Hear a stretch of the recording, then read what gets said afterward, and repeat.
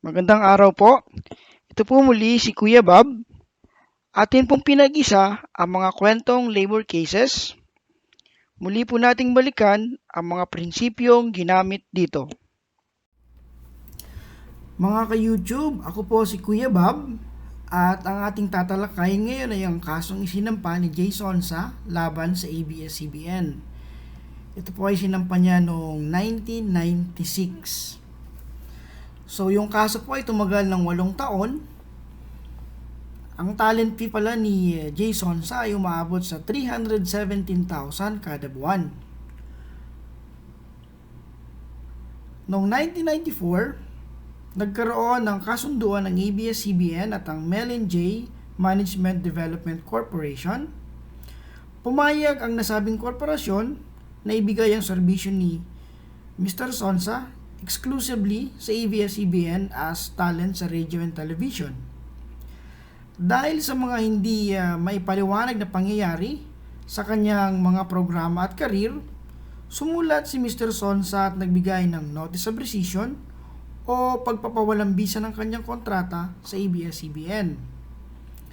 Nagreklamo si Mr. Sonsa sa labor arbiter at nagsabing hindi raw binabayaran ng ABS-CBN ang kanyang sweldo, wala raw siyang natanggap na separation pay, walang service incentive leave pay, walang 13-month pay, walang sign-in bonus, walang travel allowance, and walang amount due under the employee's stock option plan. Ang ABS-CBN naman ay nagsumite ng motion to dismiss sa kadahilan ng ayon sa ABS-CBN ay walang jurisdiction ang labor court o ang labor arbiter na litisin ng kasong wala namang employer-employee relationship.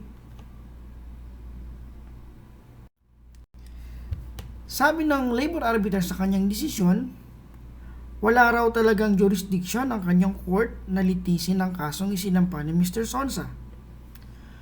Umapila si Mr. Sonsa sa NLRC Commission, kagaya ng desisyon ng labor arbiter.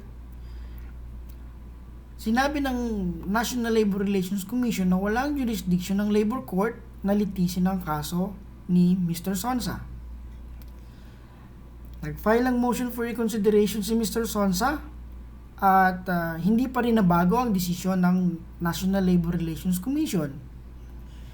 Iniakyat ni Mr. Sonsa ang kanyang kaso sa Court of Appeals at kagaya ng desisyon ng labor arbiter at National Labor Relations Commission, sinabi nito na wala talagang jurisdiction ng labor court na litisin ang kaso ni Mr. Sonsa sa kadahilan ng walang employer-employee relationship between him and ABS-CBN.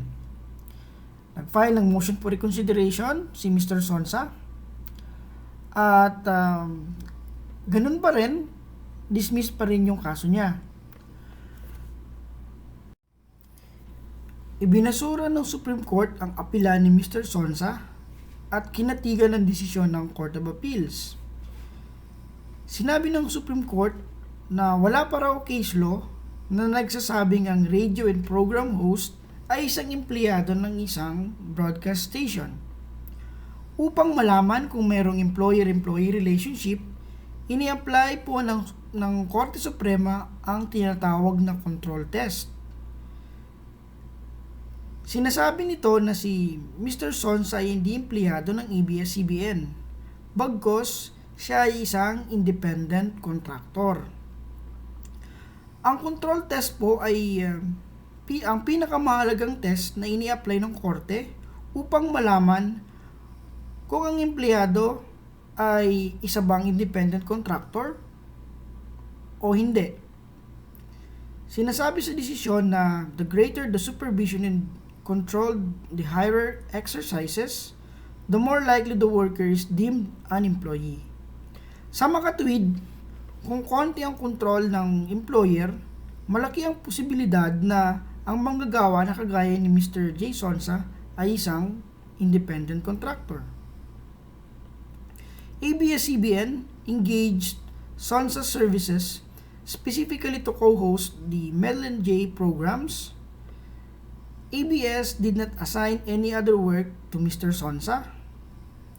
Sinasabi pa sa desisyon na to perform his work, Sonsa only needed his skills and talent. Kung paano raw dinideliver ni Sonsa ang kanyang linya, kung paano siya nag-appear sa television, at kung paano niya dinideliver ang kanyang speech or ang kanyang sa kanyang programa sa radyo ay outside the control ng ABS-CBN. A radio broadcast specialist who works under minimal supervision is an independent contractor. Sonsa's work as television and radio program host required special skills and talent which Mr. Sonsa admittedly possesses. Hindi raw lahat ng rules ay na-impose ng ABS-CBN kay Sonsa, kaya hindi nito pwedeng sabihin na empleyado siya ng ABS-CBN. Kahit na raw exclusive talent siya, ay hindi nangangahulugan na empleyado na siya ng ABS. Kahit daw independent contractor, can validly provide the services exclusively to the hiring party. Sa industriya ng broadcasting, ang exclusivity ay hindi nangangahulugang kontrolado na ng isang network or ng ABS-CBN kung papaano gawin ni Mr. Sonsa ang kanyang trabaho. Hindi rin daw masasabing labor-only contracting ang setup ni Mr. Sonsa sa ABS-CBN. Individuals with special skills, expertise, or talent enjoy the freedom to offer the services as independent contractors. An individual like an artist or talent has a right to render his services without anyone controlling the means and methods by which he performs his craft or art. Sinasabi pa ng Korte Suprema na yung celebrity status daw ni Mr. Sonsa at ang kanyang unique skills ay ang nagse-separate sa kanya sa ibang karaniwang employees ng ABS-CBN. Sinasabi rin ng Korte Suprema na kung ang radio and television program hosts can render the services only as employees, station owners can dictate to the radio and television hosts what they say in their shows. And this fact is not conducive of the freedom of the press. Panghuli, pinayuhan ng Korte Suprema si Mr. Sonsa na hindi raw dapat labor case ang i-file laban sa ABS-CBN, kung hindi civil case, kasi ang basihan ng kanyang claim ay yung kontrata na pinirmahan niya at ng ABS-CBN.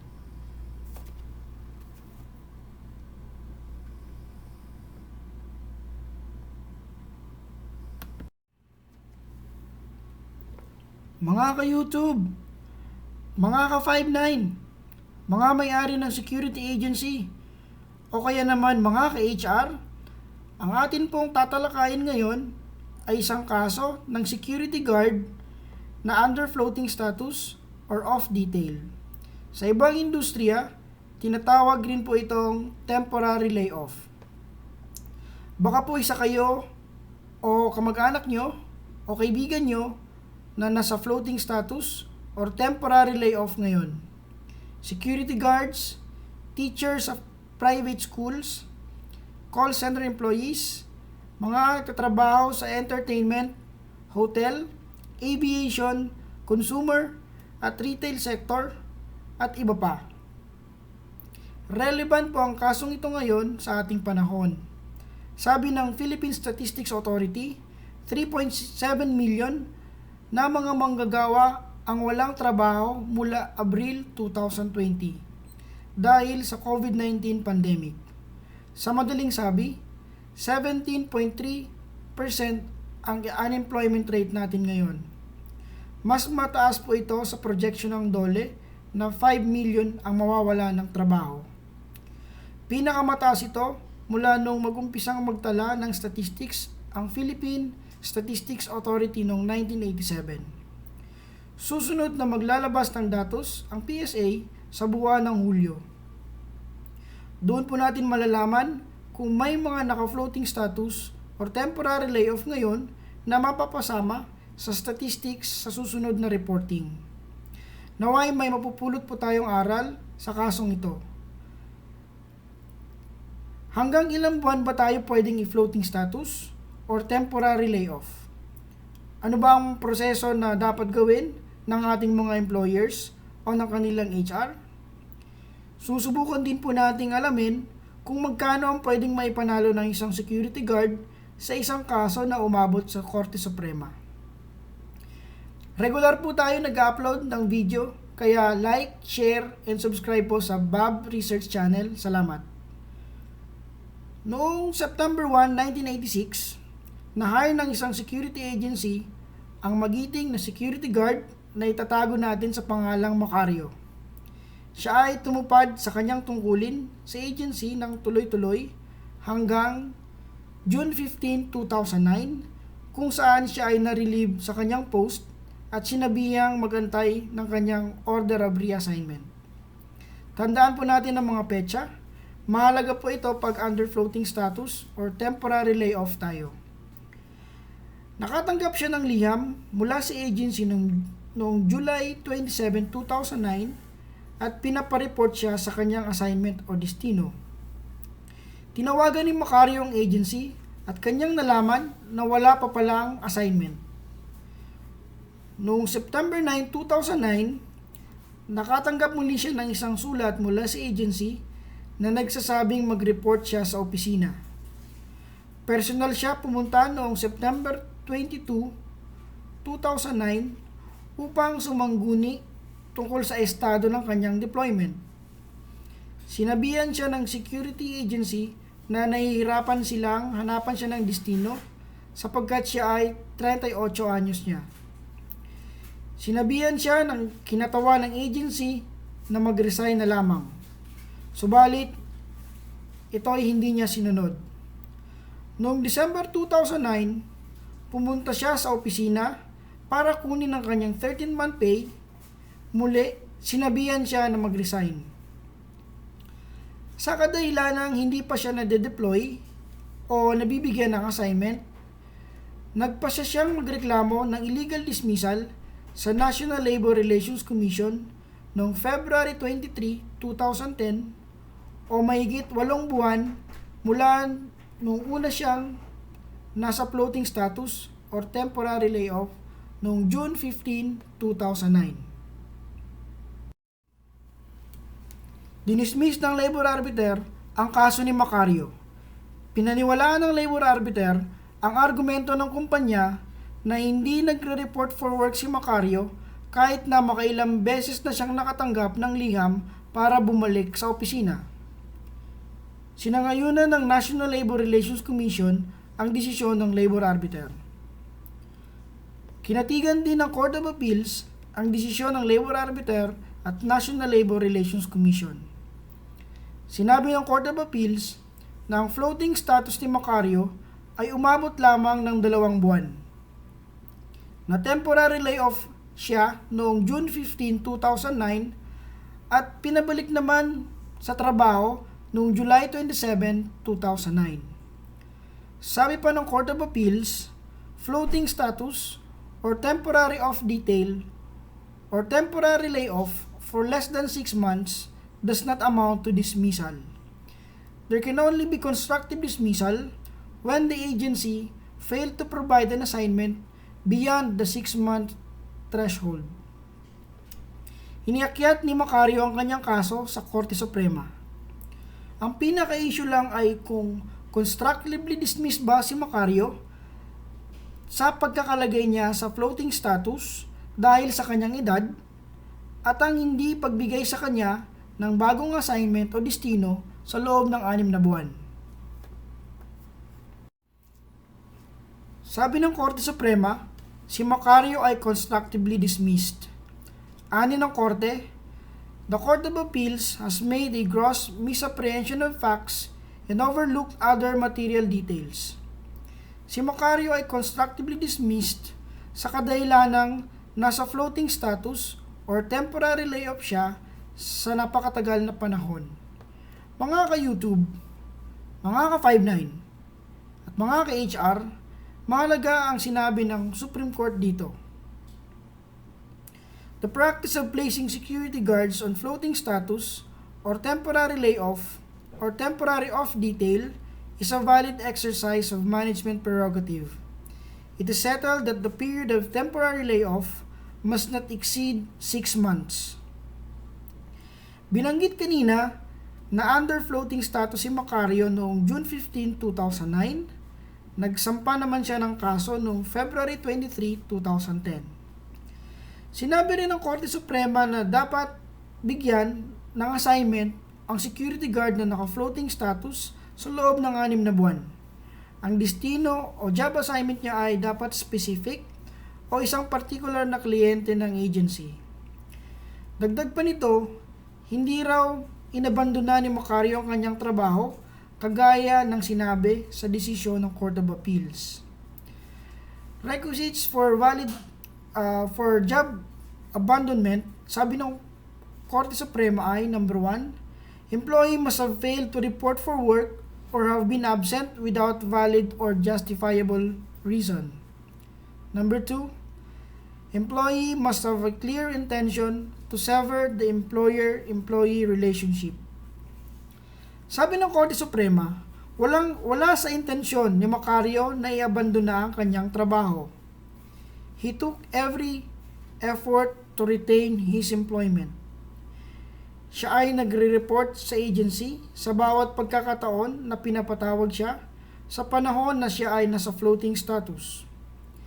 Dagdag pa ng Korte Suprema, hindi raw makatuwiran na pagkaitan si Macario ng kanyang hanapbuhay dahil lamang sa kanyang edad.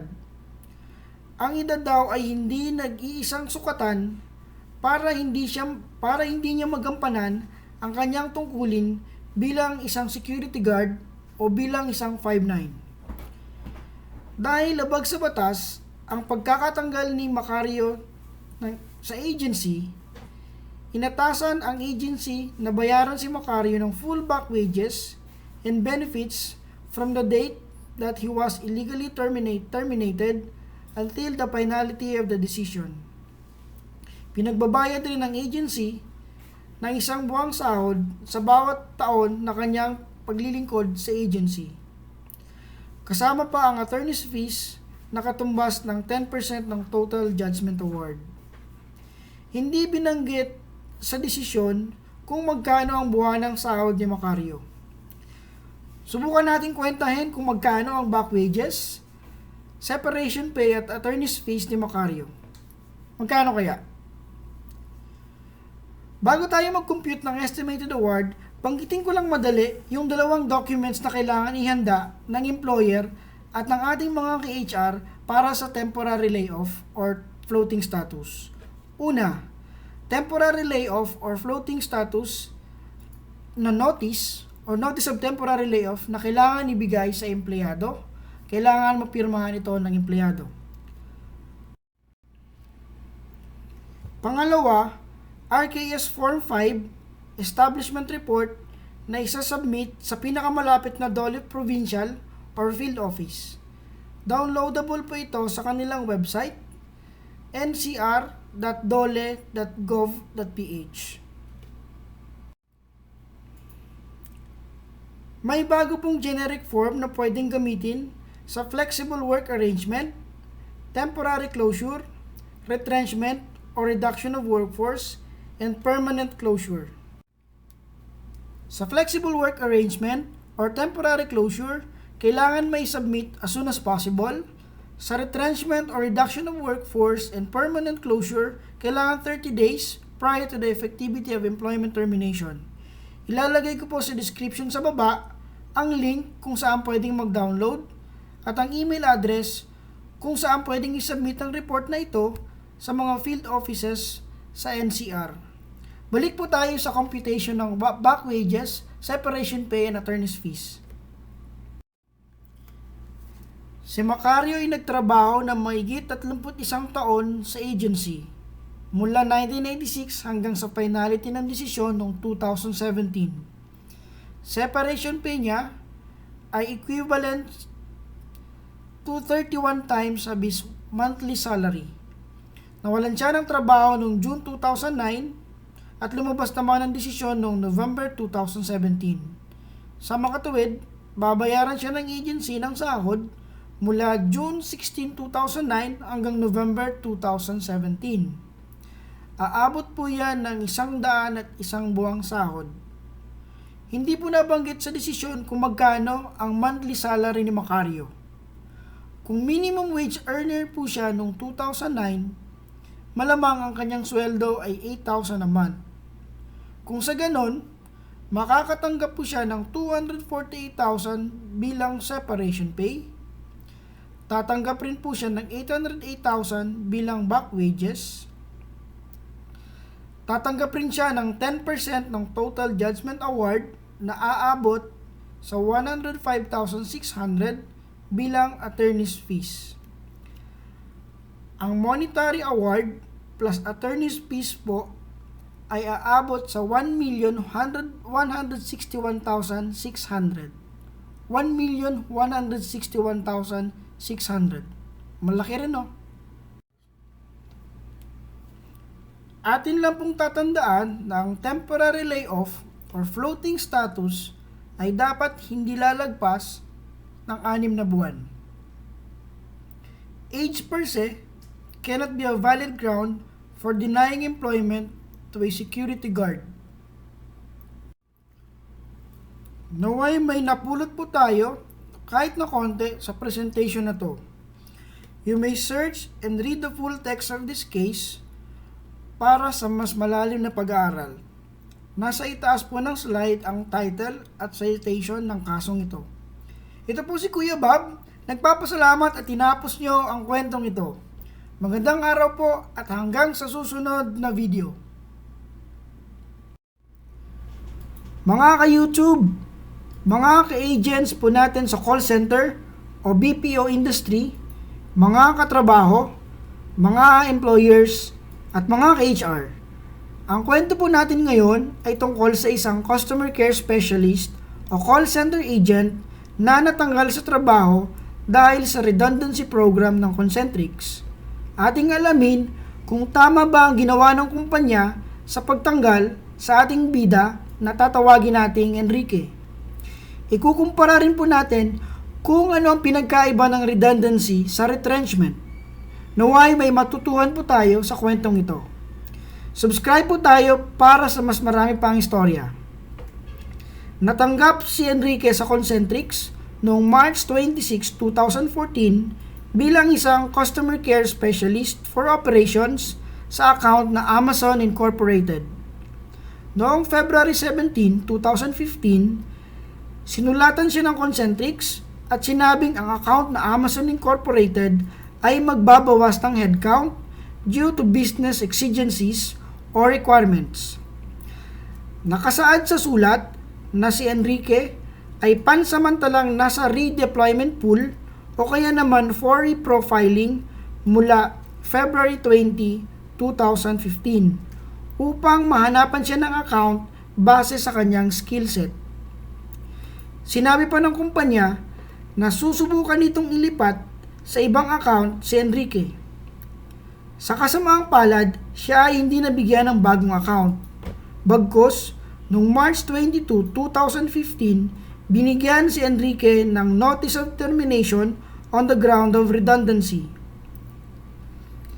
Nagreklamo si Enrique sa labor arbiter for illegal dismissal laban sa Concentrix with money claims, damages, at attorney's fees.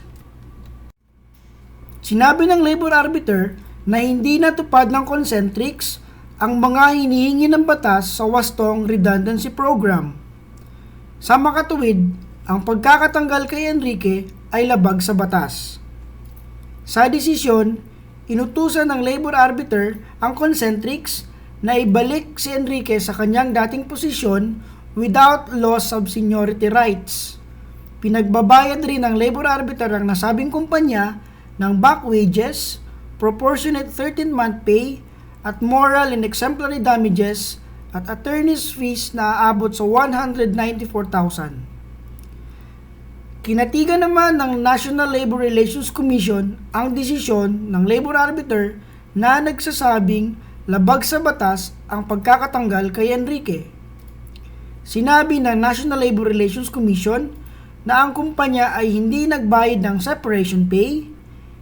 Ito rin ay in bad faith sa pagkakatanggal kay Enrique at walang patunay na may criteria na sinunod sa redundancy program. Kinatigan naman ng Court of Appeals ang petisyon ng Concentrix.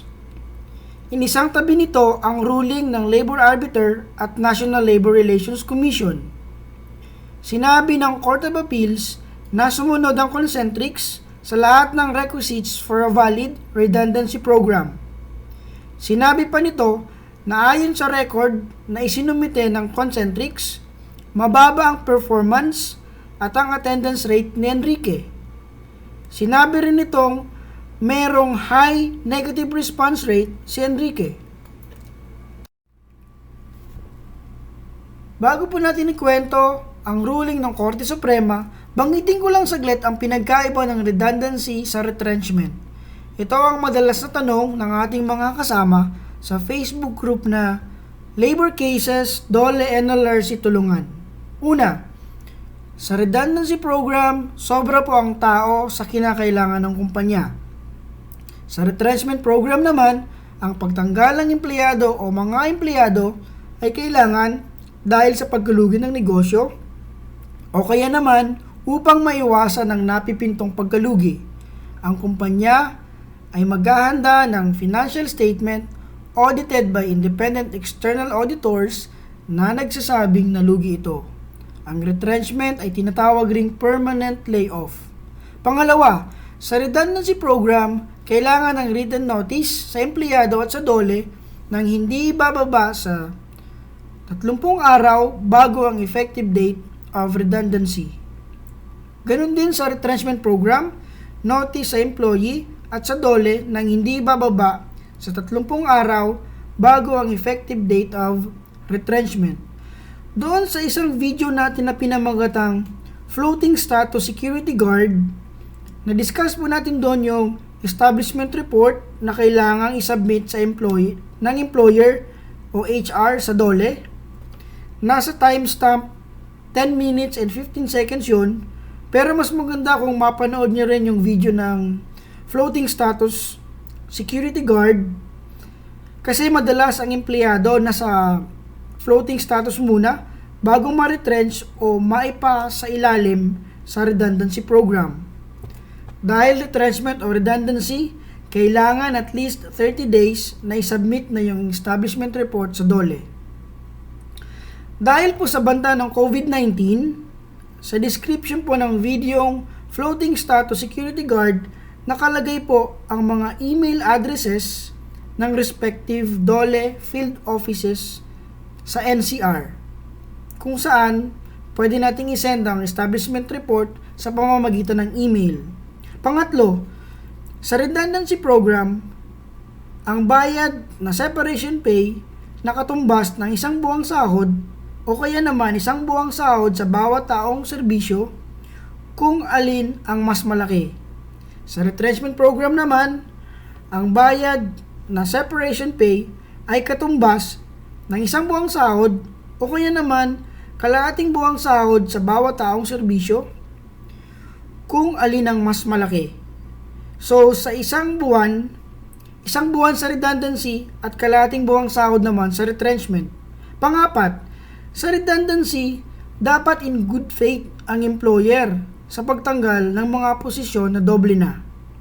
Sa retrenchment naman, dapat in good faith ang employer sa pagpapatupad ng retrenchment program. Panglima, sa redundancy, dapat may patas at makatwirang pamantayan kung anong posisyon ang tatanggalin. Ganon din sa retrenchment, patas at makatwirang pamantayan kung alin o kung sino ang tatanggalin. Ang daming requisites, no? Pero para hindi po natin makalimutan, tandaan lang po natin ang mga sumusunod. Sa redundancy program, ang posisyon o ang taong tinanggal ay sobra sa pangangailangan ng negosyo. Sa retrenchment program naman, ang pagtanggal ng tao ay dahil sa pagkalugi o napipintong pagkalugi ng negosyo. Dahil sa COVID-19, ang retrenchment ang karaniwang ginagamit ng mga negosyanteng nalulugi dahil sa economic recession. Pangalawa, mas malaki ang separation pay ng redundancy kaysa sa retrenchment. Sa redundancy, isang buwang sahod sa bawat taong serbisyo. Sa retrenchment naman, kalahating buwang sahod sa bawat taon. Balik po tayo sa desisyon ng Korte Suprema sa kaso ni Enrique laban sa Concentrix. Sabi ng Korte Suprema, labag sa batas ang pagkakatanggal kay Enrique via redundancy program. Kinatigan nito ang desisyon ng labor tribunals na nagsasabing hindi nakapagbigay ng sapat na ebidensya ang kumpanya. Hindi rin in good faith at hindi rin masasabing patas at makatwiran ang pamantayan nito sa redundancy program. Ani ng Korte Suprema, ang redundancy program ng Concentrix ay ayon sa email ng Amazon account na nagsasabing may plano itong liitan ng headcount dahil sa business exigencies o requirements. Gayunpaman, hindi nito naipakita sa korte ang nasabing email. Hindi rin ito nagbigay ng dagdag na patunay na mayroon ngang ganitong email at kung ano ang nilalaman nito. Hindi nakumbinsi ng Concentrix ang Korte Suprema sa internal document na ibinigay nito na nagpapaliwanag ng redundancy program ng kumpanya. Sabi pa ng Korte Suprema, hindi masasabing in good faith ang Concentrix sa kadahilanang hindi nito naibigay ang sapat na document na nagpapatunay na naaayon sa batas ang redundancy program nito. Dagdag pa ng Korte, self-serving ang sinumpaang salaysay ng empleyado nito sa kadahilanang hindi ito empleyado ng Amazon o kaya naman hindi rin ito kinatawan ng Amazon. Panghuli, sinabi ng Korte Suprema na hindi binayaran ng Concentrix si Enrique ng separation pay dahil sa redundancy program. Bukod sa reinstatement, ang judgment award ng labor arbiter para kay Enrique ay aabot sa 194,000. Kung hindi po naibalik si Enrique sa kanyang dating posisyon at nagtuloy-tuloy ang kaso, malamang aabot po sa 800,000 ang kanyang judgment award. Subscribe naman po tayo sa Bab Research para sa mas maraming kwento. Hanapin nyo rin ang Facebook group na Labor Cases Dole NLRC Tulungan para sa labor-related announcements at updates. Naway may napulot po tayo ng kahit na konti sa presentasyong ito. You may search and read the full text of this case para po sa mas malalim na pag-aaral. Nasa itaas po ng slide ang title at citation ng kaso. Ito po si Kuya Bab at nagpapasalamat dahil tinapos nyo ang kwentong ito. Magandang araw po sa inyong lahat at hanggang sa susunod na kwento. Mga ka-YouTube o mga katrabaho o kaya naman mga ka-HR, ang ating pong tatalakayin ngayon ay isang kaso na pwede nating kapulutan ng aral. Paki-like and subscribe na lang po kung nasiyahan kayo sa video ito. Regular po akong nag-upload. May ituturing bang illegal dismissal kung ikaw ay tinanggal ng iyong employer dahil lang sa pagkuha mo ng isang nakakalat na packing tape? Packing tape. Opo, packing tape. Packing tape na ayon sa kasong ito ay halos nangangalahati na. Paubos na yata. Ang kaso pong ito ay nangyari noong 2003 at natapos noong 2010. Kung 40 pesos ngayon ang isang packing tape, malamang noong 2003 ay mga 8 pesos ito. Ito po ay kwento ng isang empleyado na itago na lang natin sa pangalang Helen Valenzuela. Kanya pong hindi tunay na pangalan. Dahil sa pagkakaroon ng mga insidente ng theft vandalism, loss of company and employee property, naging SOP po sa mga employees ng kumpanya na i-search yung kanilang mga gamit o bag bago sila umuwi. Ayon dito sa kaso, nakita ni Helen ang packing tape sa work area niya at kanya itong nilagay sa bag kasi raw kailangan niya ng packing tape sa paglipat niya sa bagong bahay. Noong nag-inspect na si Lady Guard ng bag ni Helen, kanyang nakita yung packing tape sa loob ng bag. Kinumpiska ni Guard yung packing tape at gumawa ito ng incident report. Kinabukasan, nag-issue ng show cause notice o sa mga ka-HR natin, tinatawag na notice to explain kay Helen for possible violation of company's code of conduct. Sa kanyang sagot sa NTE, inamin ni Helen na kanya ngang dinekwat ang packing tape.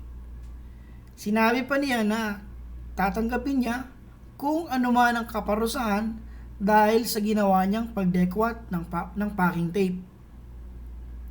Eventually, tinanggal siya ng kumpanya dahil nga sa pagdekwat ng packing tape.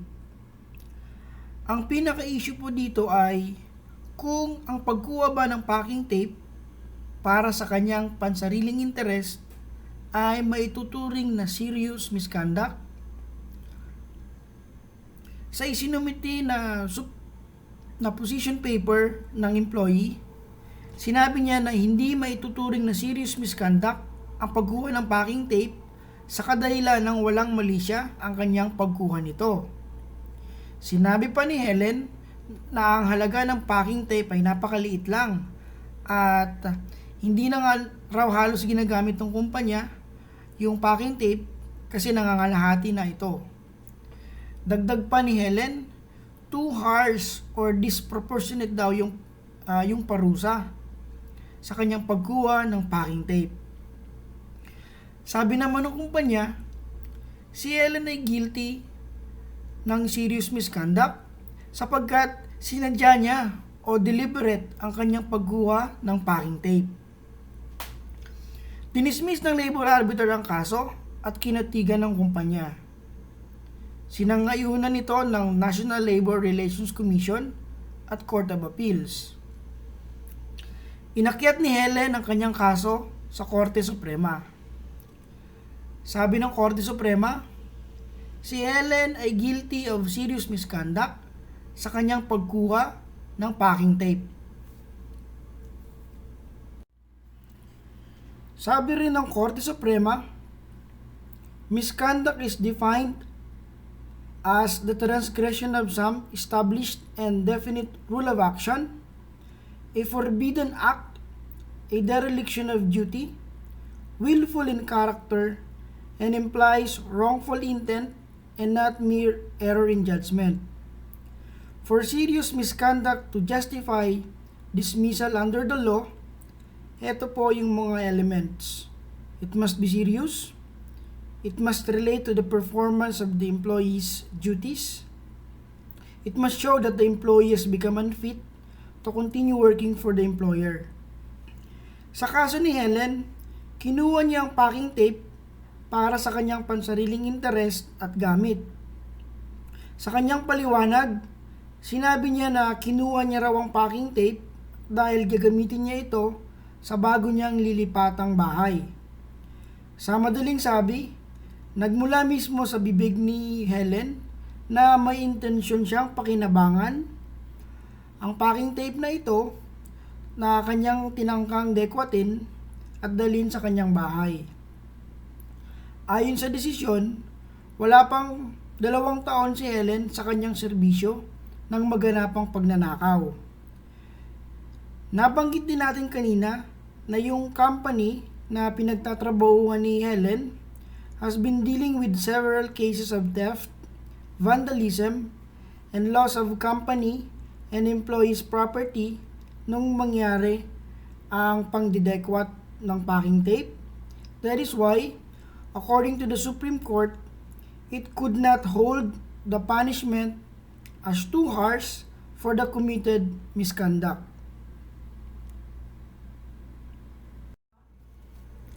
Sabi pa ng Korte Suprema, there is no denying the fact that theft committed by an employee constitutes a valid reason for her dismissal by the employer. Although as a rule, this court leans over backwards to help workers and employees continue with their employment or to mitigate the penalties imposed on them, acts of dishonesty in the handling of company property are a different matter. Sabi pa ng Supreme Court, we hold that Helen is guilty of serious misconduct in her act of taking the packing tape. Mga katrabaho, mga ka-YouTube, at mga ka-HR, nag-comply po ng twin notice rule ng ang kumpanya na dating pinapasukan ni Helen.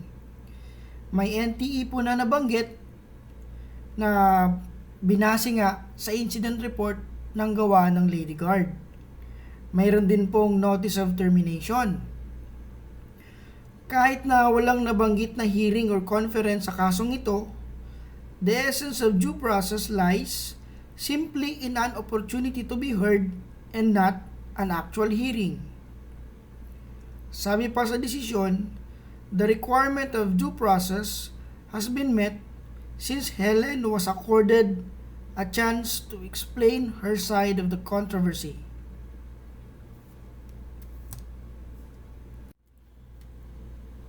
Naway may napulot po tayo kahit konti sa presentation ito. You may search and read the full text of this case para po sa mas malalim na pag-aaral. Nasa itaas po ang slide ng title at citation ng kasong ito. Ito po si Kuya Bab. Nagpapasalamat at tinapos nyo ang kwentong ito. Magandang araw po at hanggang sa susunod na video.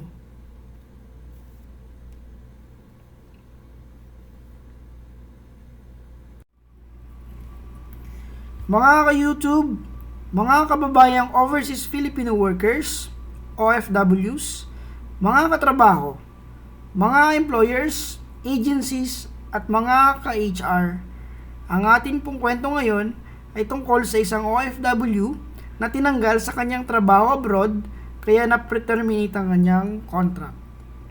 Ating nalamin kung paano siya nanalo ng 3 milyon sa kanyang kaso laban sa employer at agency.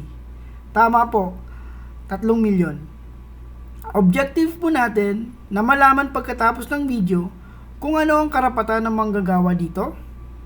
Alamin din po natin kung anong dapat ginawa ng employer at agency at nang sa gayon naiwasan ng ganitong pagkatalo. Naway may matutunan po tayo sa kwentong ito. Huwag pong mahiyang mag-subscribe, libre po yan. Natanggap bilang project manager ang ating bida na tatawagin nating Badong sa isang kumpanya sa bansang Papua New Guinea. Dumating siya sa nasabing bansa noong October 4, 2008. Ang kontrata niya sa kumpanya ay good for 2 years and 7 months or 31 months at may net monthly salary na 40,000. Sinasabi sa kanyang kontrata na ang employer o ang employee ay pwedeng wakasan ng kontrata kahit sa iba pang grounds na hindi nabanggit sa kontrata. Kailangan lang daw ang sulat 1 buwan bago ang intensyon na wakasan ng kontrata o kaya naman ay bayaran ng employee o employer ng katumbas ng 1 buwang sahod.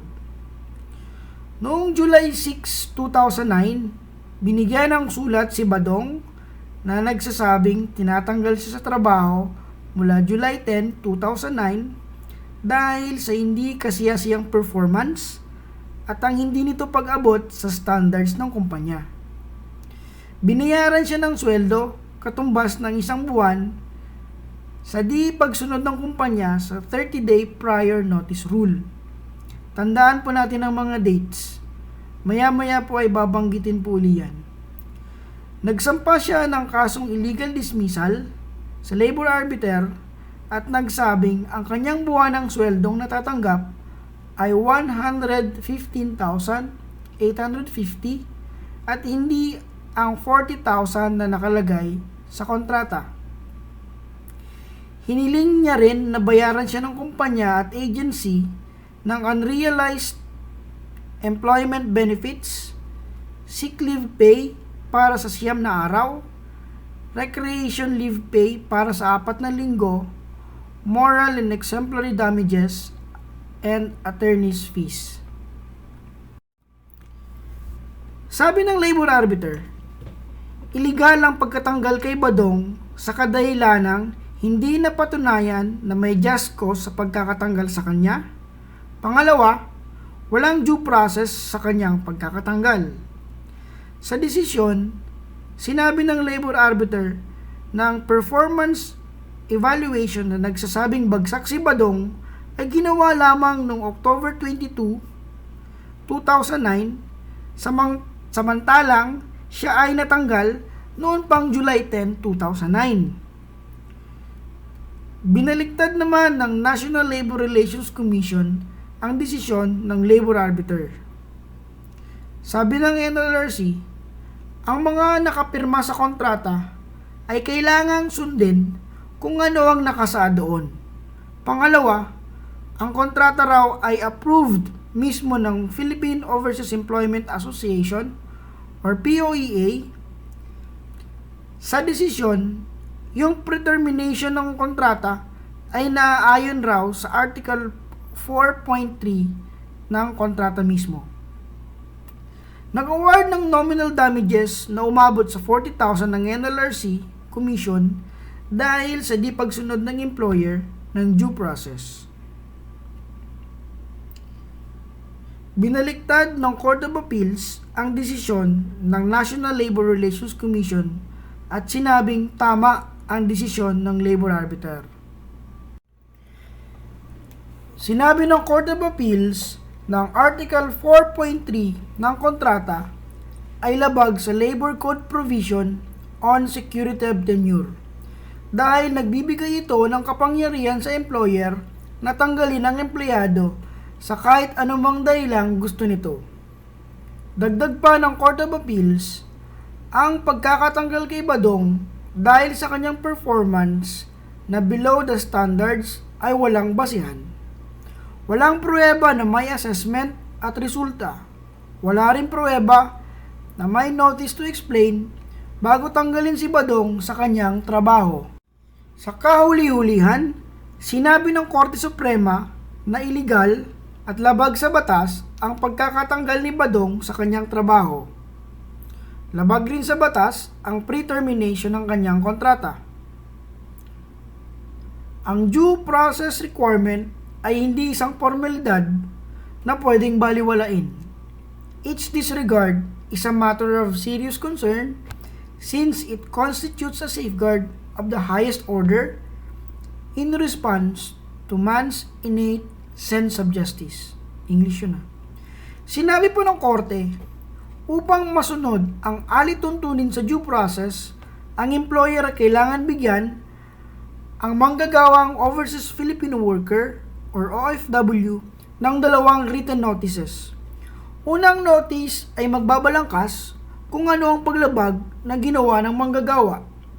Pangalawang notice ay magsasaad ng desisyon ng employer na tinatanggal niya sa trabaho ang empleyado. The Court of Appeals correctly observed that Article 4.3 deprives the employee of his right to due process of law since it gives the employer the option to do away with the notice requirement provided that it grants 1 month's salary to the employee. English ulit yun. Pinagkaitan nito ang employee ng kanyang karapatang malaman kung ano ang dahilan kung bakit siya tatanggalin. At hindi man lang ito magbigyan ng pagkakataon na mga tuwiran at pasinungalingan ang mga binibintang sa kanya. Isa pa, yung term na other grounds ay mag-uudyok na ang OFW ay di malayong di makatwirang matanggal sa kanyang trabaho. Sabi pa ng korte, na illegal ang Article 4.3 ng employment contract dahil ito ay lumalabag sa karapatan ng bawat manggagawa sa kanyang security of tenure na nakasaad sa ating saligang batas. Sa madaling sabi, walang malinaw, wasto, at legal na dahilan ang pre-termination ng kontrata ni Badong at siya hindi nabigyan ng due process. Dahil sa illegally dismissed si Badong, inatasan ng korte ang employer at ang kanyang agency na bayaran si Badong ng kanyang sahod for the unexpired term ng kanyang employment contract na aabot sa 2,548,000. Moral damages naman na aabot sa 150,000. Exemplary damages rin na aabot sa 150,000. Attorney's fees na aabot sa 10% ng kanyang monetary award o kaya naman 254,870. Inatasan na rin ng korte ang employer at agency na ibalik kay Badong ang kanyang placement fee na may 12% interest kada taon. Mga kababayan nating overseas Filipino workers or OFWs, kung sa palagay nyo ay kaduda-duda ang pagkaka-pre-terminate ng inyong kontrata at kayo ay naagrabyado, kayo po ay sumangguni sa ahensya ng pamahalaan upang kayo po ay matulungan. Sa mga employers, agencies, at mga ka-HRs natin, napakahalaga ang pag-observe ng procedural due process o sa pagsunod natin sa tamang proseso kung may nalabag ang empleyado. Kung hindi sigurado sa mga nakasaad sa employment contract, iminumungkahi po na ipatingin ito sa abogado o sa eksperto at nang sa ganon, mapag-isipang maigi ang bawat probisyon ng kontrata. Subscribe naman po dyan. Naway may napulot po tayo ng kahit konti sa presentation na to. You may search and read the full text of this case para po sa mas malalim na pag-aaral. Nasa itaas po ng slide ang title at citation ng kaso. Ito po si Kuya Bab. Nagpapasalamat at tinapos niyo ang kwentong ito. Magandang araw po at hanggang sa susunod na video.